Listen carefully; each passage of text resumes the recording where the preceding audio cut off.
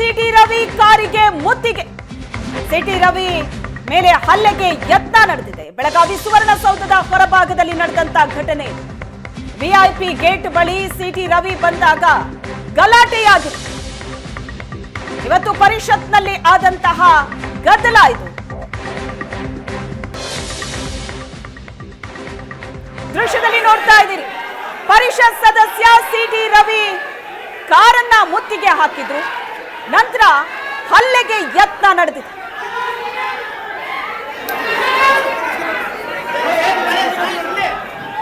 ಸುವರ್ಣಸೌಧದ ಹೊರಭಾಗದಲ್ಲಿ ನಡೆದಂತ ಘಟನೆ. ವಿಐಪಿ ಗೇಟ್ನ ಬಳಿ ಸಿಟಿ ರವಿ ಬಂದಾಗ ಗಲಾಟೆಯಾಗಿದೆ.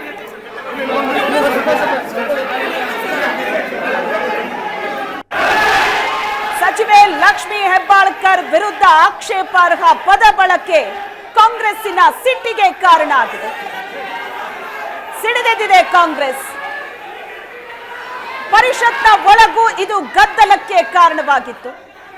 ಪರಿಷತ್ ಸದಸ್ಯ ಸಿಟಿ ರವಿ ಹೊರಗಡೆ ಬರ್ತಾ ಇದ್ದಂತೆ ಹಲ್ಲೆಗೆ ಯತ್ನ ನಡೆಯಿತು.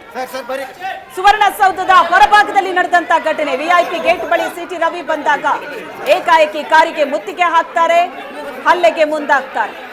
ದೃಶ್ಯದಲ್ಲಿ ನೋಡ್ತಾ ಇದ್ದೀರಿ, ಲೈವ್ ದೃಶ್ಯ ಆಯ್ತು.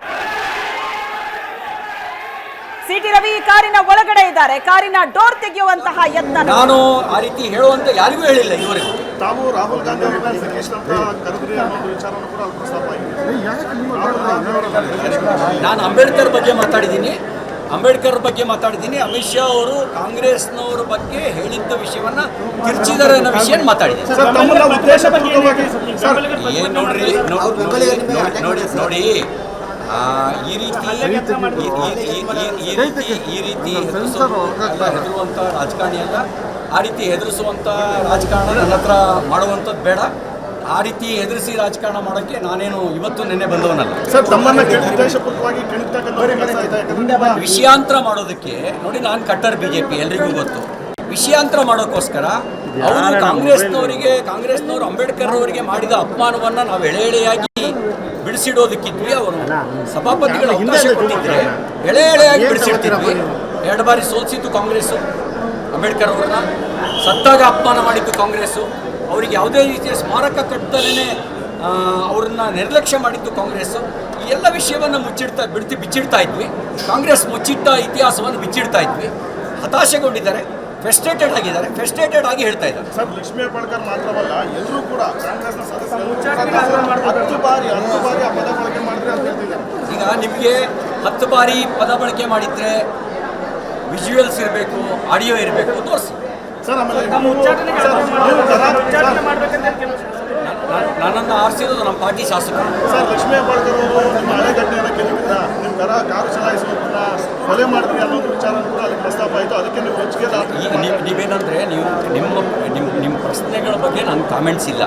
ಆದರೆ ಯಾವುದು ಪಬ್ಲಿಕ್ ಡೊಮೈನಲ್ಲಿದೆ ಅದ್ರ ಬಗ್ಗೆ ನಾನು ಚರ್ಚೆ ಮಾಡಬೇಕು.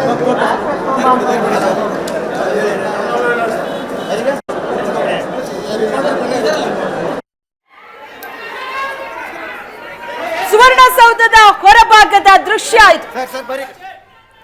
ಹಲ್ಲೆಗೆ ಯತ್ನಿಸಿದಂತ 15 ಜನರನ್ನ ಪೊಲೀಸರು ವಶಕ್ಕೆ ಪಡೆದಿದ್ದಾರೆ. ಸಿಟಿ ರವಿ ಹೊರಗಡೆ ಬರ್ತಾ ಇದ್ದಂತೆ ಅವರ ಕಾರಿಗೆ ಮುತ್ತಿಗೆ ಹಾಕಲಾಯಿತು. ಹಲ್ಲೆಗೆ ಯತ್ನ ನಡೆಯಿತು. ಪೊಲೀಸರು ತಕ್ಷಣವೇ ಎಲ್ಲರನ್ನ ತಡೆದಿದ್ದಾರೆ. ಅಲ್ಲಿಂದ ಕ್ಲಿಯರ್ ಮಾಡಿಸ್ತಾ ಇದ್ದಂತಹ ದೃಶ್ಯ.